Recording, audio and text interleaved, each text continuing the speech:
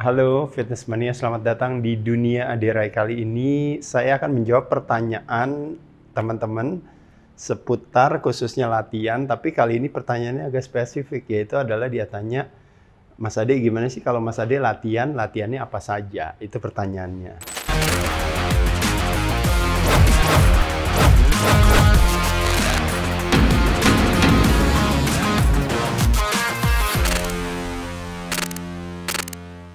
Saya membaginya dengan pendekatan compound movement dan pendekatan isolation movement. Jadi teman-teman sekalian, kalau compound adalah melibatkan lebih dari satu persendian, lebih dari satu otot yang terlibat.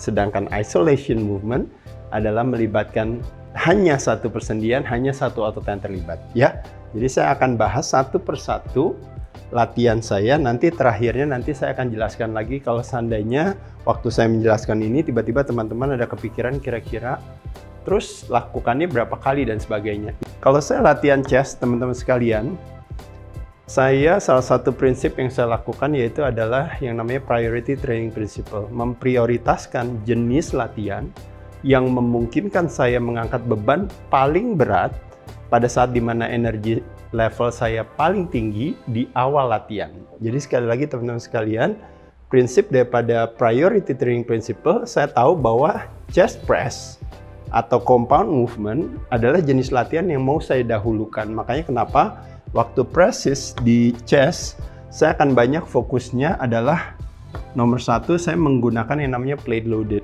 Jadi kalau teman-teman chest press pakai plate loaded, saya rasa itu yang paling nyaman. Atau teman-teman dengan menggunakan otomatis free weights ya, dengan menggunakan bench, biasanya namanya bench press gitu ya. Apakah teman-teman mau melakukannya dengan pendekatan berbagai sudut, seperti misalnya incline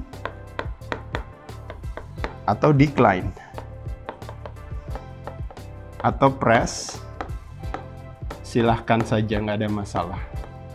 Ya, kalau saya karena pendekatannya heavy duty, saya hanya akan pilih satu aja. Kalau saya pakai presses dengan menggunakan free weight, saya akan ngambilnya decline.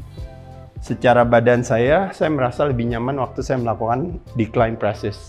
Jadi saya nggak melakukan bench presses, saya nggak melakukan incline presses. Tapi kalau saya melakukan presses dengan incline, biasanya saya lakukan dengan Smith machine. Kalau saya melakukan flat bench, biasanya saya rubah tangan saya, bukan overhand grip, tapi reverse grip pegangannya. Tujuannya supaya stresnya nggak terlalu banyak di bahu saya, karena saya ada cedera di bahu. Jadi saya lakukannya seperti itu ya teman-teman. Tapi kalau khusus bench press sendiri, saya pakai plate loaded. Biasanya saya lakukannya dengan menggunakan mesin plate loaded untuk pressesnya. Sedangkan isolation, setelahnya saya lakukan flies dengan menggunakan mesin selectorize. Kadang-kadang pakai dumbbell, kadang-kadang pakai cable. Tapi paling banyak saya pakai mesin aja, yang namanya mesinnya butterflies itu ya. Flies boleh dengan menggunakan berbagai pilihan. Kalau teman-teman nggak punya, teman-teman pakai dumbbell aja di rumah nggak apa-apa ya. Lakukannya kira-kira sekitar 3 set dengan 6-12. Karena ini ototnya besar, dada, maka teman-teman lakukannya di kisaran ini. Kalau 6 kali susah berarti bebannya udah keberatan. Kalau 12 kali masih gampang berarti bebannya boleh ditambah. Ya, kurang lebih itu. Lanjut lagi ke legs. Nah, legs teman-teman yang paling populer otomatis adalah squat. Squat bisa saya lakukan tentunya dengan free weights. Bisa dilakukan juga kalau sekarang ini saya banyak melakukannya dengan Smith machine kalau teman-teman tahu. Karena bagi saya udah lebih nyaman aja, karena saya mau berfokus aja lebih kepada otot yang saya targetkan. Tapi kalau untuk basic foundation buat teman-teman menyenangkan pakai free weights, bagus sekali. Kenapa tidak? Apalagi buat anak-anak yang muda ya. Apalagi sekarang ini banyak teman-teman switching to become a powerlifter gitu ya. Nah, jadi banyak yang melakukan hal ini. Cuma memang pada saat saya squat dengan menggunakan Smith machine, saya bisa bermain dengan yang namanya tempo, terutama pada saat saya melakukan aktivitas gerakan yang namanya eccentric. Pada saat turun ke bawah, saya bisa pelan rasakan, baru naik lagi. Turun, saya bisa rasakan.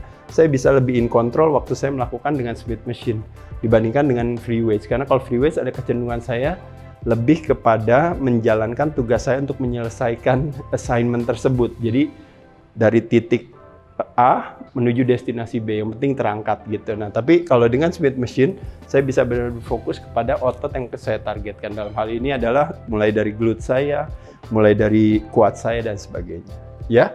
Nah, selain itu juga tentunya leg press. Leg press pun juga sama, teman-teman bisa dilakukan dengan menggunakan leg press machine. Itu plate loaded ya. Biasanya teman-teman, 30 degree leg press machine ya, teman-teman lakukan itu juga. Bisa dengan menggunakan squat press misalnya, bisa dengan menggunakan hack squat misalnya, ini semua plate loaded semua ya. Kalau teman-teman rata-rata biasanya kalau latihan kaki cenderungnya pasti hampir semua adalah plate loaded semua. Jadi ini sesuatu yang menurut saya yang sangat baik yang teman-teman bisa lakukan. Stand-nya pun teman-teman boleh bervarian, boleh biasanya medium stance, boleh wide stand, atau misalnya close stand. Semakin closer kenanya ke otot bagian luar, semakin wider kenanya ke otot bagian dalam. Dan biasanya kalau semakin wider juga kadang-kadang juga kenanya juga di bokong, di glutes kita. Ya, jadi ini beberapa jenis compound movement yang saya lakukan pada saat saya latihan kaki. Selain itu juga kalau calf biasanya bisa, atau toe raises atau calf raises bisa dilakukan dengan berdiri atau duduk ya. Nah, jadi kalau teman-teman tahu ya perbedaannya berdiri atau duduk. Kalau duduk otomatis ketika kaki kita seperti ini, lalu kita melakukan gerakannya, lalu kita toe raises kita sambil duduk, maka yang terkena itu adalah si soleusnya. Pada saat kaki kita luruskan dan kita berdiri, waktu kita berdiri baru kita lakukan gerakan seperti ini. Nah, pada saat waktu itu, maka yang terkena banyaknya memang ke gastrocnemiusnya. Jadi, kalau membayangkan otot betis itu seperti membayangkan es krim, di sini ada cone-nya, betis kita, ini kan kaki kita ya. Nah, jadi untuk kena yang ini, biasanya kita mesti lurus, makanya standing calf raises. Kalau kita duduk, yang kenanya adalah di soleusnya di sini. Dua-duanya bisa dilakukan masuk ke dalam yang namanya compound movement tadi.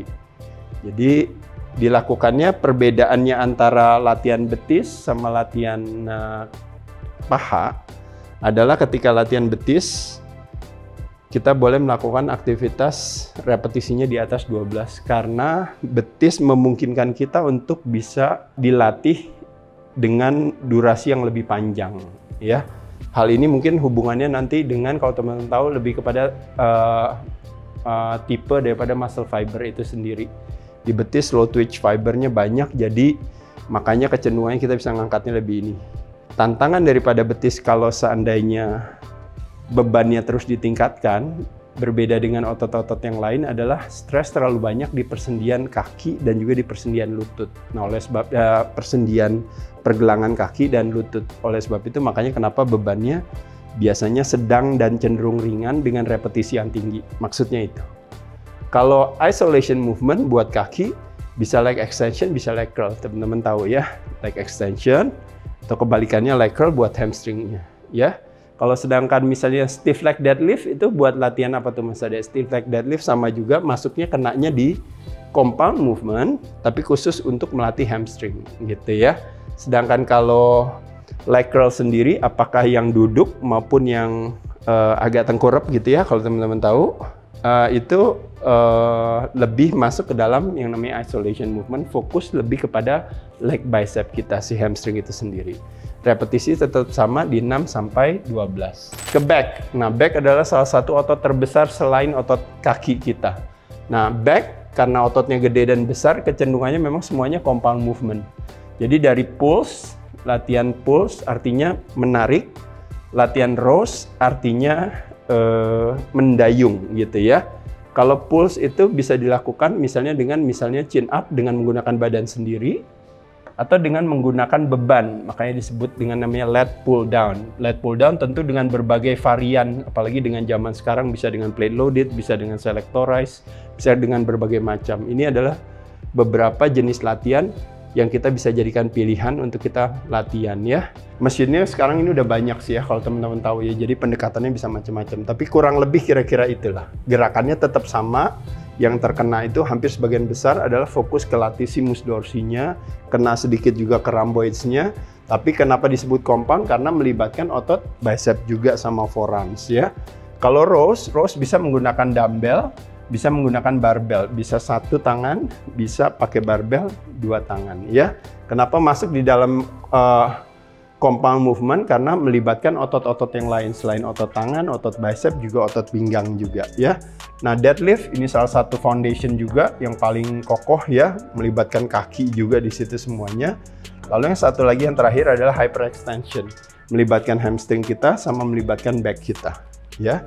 Ini yang dikenal dengan namanya back up, kalau teman-teman tahu ya, back up. Ada sit up, ada back up. Nah, ya back up tuh itu ya. Jadi ini adalah beberapa jenis latihan back. Ini compound movement. Gerakannya pun sama juga.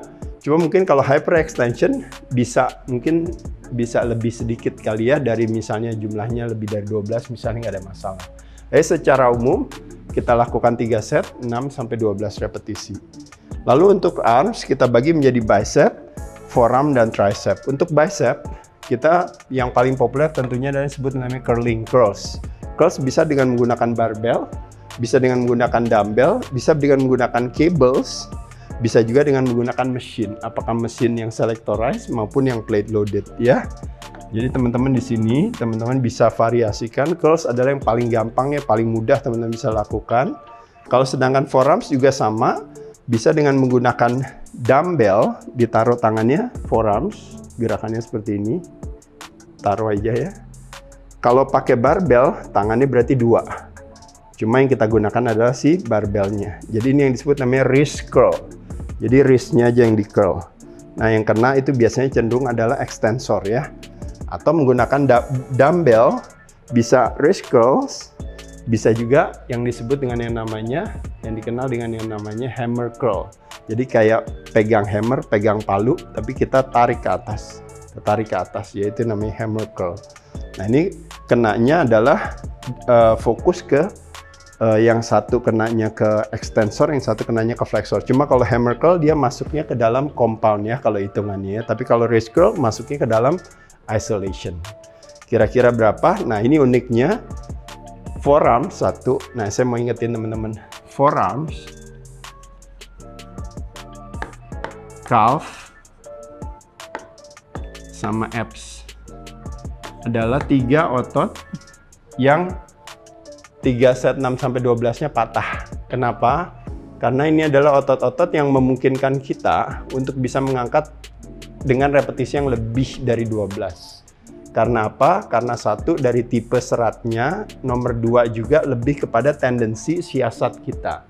Jadi dari pengalaman saya teman-teman, kalau kita latihan 3 otot ini, yang menjadi tantangan kalau bebannya terlalu berat, di abs nanti kenanya di pinggang, di calves nanti kenanya di pergelangan kaki atau di lutut kalau bebannya terlalu berat, dan di forearm kenanya adalah di pergelangan tangan kalau bebannya terlalu berat. Oleh sebab itu makanya bebannya harus sedang atau cenderung ringan, tapi repetisinya boleh tinggi. Jadi ini adalah exceptional dari 3 otot di badan kita yang kita bisa latih dengan repetisi yang tinggi. Yang nomor 3 yaitu adalah untuk yang tricepnya tadi. Tricep masuknya ke isolation karena benar-benar kita cuma berfokus kepada bagaimana mengextend yang namanya tangan kita sendiri. Bisa dengan cable, bisa dengan dumbbell, bisa dengan barbell. Nah, teman-teman bisa kabelnya bisa forearm, bisa underhand, bisa overhand grip ya. Jadi teman-teman di sini bisa lakukan ya. Jadi ini saya yakin kalau tricep atau arm extension ini udah sangat populer sekali. Teman-teman bisa dengan menggunakan barbell juga, dengan easy bar, atau bisa juga dengan straight bar. Teman-teman bisa lakukan dengan yang namanya standing, maupun juga seated, maupun juga dengan yang namanya lying atau tiduran, atau yang dikenal dengan namanya French press ya. Kurang lebih kira-kira seperti itu. Nah, repetisinya pun juga sama, 3 set sampai 6 sampai 12 repetisi. Jadi ini adalah berbagai varian yang teman-teman bisa lakukan. Kalau dumbbell, one arm dumbbell extension ya yang paling populer teman-teman lakukan. Lalu shoulder, nah kalau bahu teman-teman, dari katanya deltoids, delta. Jadi atau bahu bagian depan, bagian samping, bagian belakang ya. Tapi kalau secara compound movement biasanya kita banyak berfokus ke bahu bagian depan. Nah, press biasanya menggunakan dumbbell ya, bisa menggunakan barbell, bisa menggunakan Smith machine, bisa menggunakan selectorized machine juga. Ya, teman-teman bisa lakukan di sini. Jadi bisa dengan menggunakan mesin yang ada plate loaded-nya dengan plate, atau mesin yang memang dengan beban terikat, atau dengan barbell, atau dengan dumbbell. Bisa juga press-nya dengan Smith machine, maksudnya di sini. Dengan Smith machine. Ya, kurang lebih itu. Nah, sedangkan kalau untuk lateral, dumbbell lateral, nah ini masuk ke dalam isolation karena ketika kita fokus hanya dengan dumbbell ke depan, yang kena bahu bagian depan, ke samping, yang kena bahu bagian samping. Ketika kita nunduk lalu kita lakukan aktivitas gerakan seperti ini, yang kena bahu bagian belakang. Nah, jadi dengan dumbbell lateral kita bisa melakukan ini. Nah, teman-teman sekalian, lakukannya berapa banyak? Sama juga, kira-kira 3 set 6-12 ya. Cuma untuk khusus lateral, kalau seandainya teman-teman bilang boleh gak saya mau jadi 15 deh repetisinya, kira-kira boleh gak? Menurut saya nggak ada masalah, oke aja gitu ya. Karena biasanya tantangannya daripada lateral dengan menggunakan dumbbell, kita tidak bisa ngangkat beban yang terlalu berat. Biasanya kalau bebannya terlalu berat, akhirnya kita akan mengorbankan si form atau gerakannya sendiri. Traps, teman-teman tahu namanya shrug. Jadi shrug itu artinya kalau ditanya, jawabannya adalah nggak tahu. Ditanya, jawabannya nggak tahu. Nah, gerakan tidak tahu itu yang disebut shrug, bisa dengan menggunakan dumbbell, barbell, bisa menggunakan Smith machine, atau bisa menggunakan mesin atau plate loaded itu sendiri. Jadi, sama juga 6-12 reps-nya, setnya 3 set ya. Ini sama. Ini traps khusus untuk pundak kita. Dan terakhir untuk abs, sama seperti yang saya katakan tadi, kalau badan yang gerak sit up, kalau kakinya yang gerak yang namanya kebalikannya dari sit up yaitu leg up atau yang dikenal dengan leg raises. Nah, jadi bisa dilakukan dengan bergelantungan, bisa dilakukan dengan tiduran, bisa dilakukan dengan hanya duduk saja. Lakukannya berapa? Boleh lebih dari 12. Jadi teman-teman, kalau kita lihat di sini sekali lagi teman-teman sekalian, saya make sure masing-masing otot itu terlatih minimal 1 kali, karena salah satu prinsip daripada kalau kita berbicara diet itu maunya balance, begitupun juga dalam latihan kita maunya balance. Kita nggak mau cuma latihannya bicep aja, mau latihannya cuma bahu aja, senangnya cuma chest aja. Kita semua otot paling tidak minimal terlatih 1 kali. Bagi yang weak points otot kita boleh latih lebih dari 1 kali. Bagi contoh misalnya saya merasa, oh leg saya kayaknya kurang optimal, makanya kaki saya yang saya fokuskan untuk saya latih bisa lebih dari 1 kali, mau 2 kali atau 3 kali silahkan aja. Kurang lebih itu teman-teman, semoga bermanfaat. Nanti teman-teman boleh share materi ini kepada teman-teman yang lain, semoga bisa dipahami. Dan bagi teman-teman ada pertanyaan atau ada komen, dengan senang hati silahkan disampaikan. Dan nanti kalau seandainya pertanyaannya bagus, komennya bagus, nanti saya akan jadikan sebagai materi video-video kami selanjutnya. Saya ucapkan terima kasih teman-teman, semoga bermanfaat. Cheers!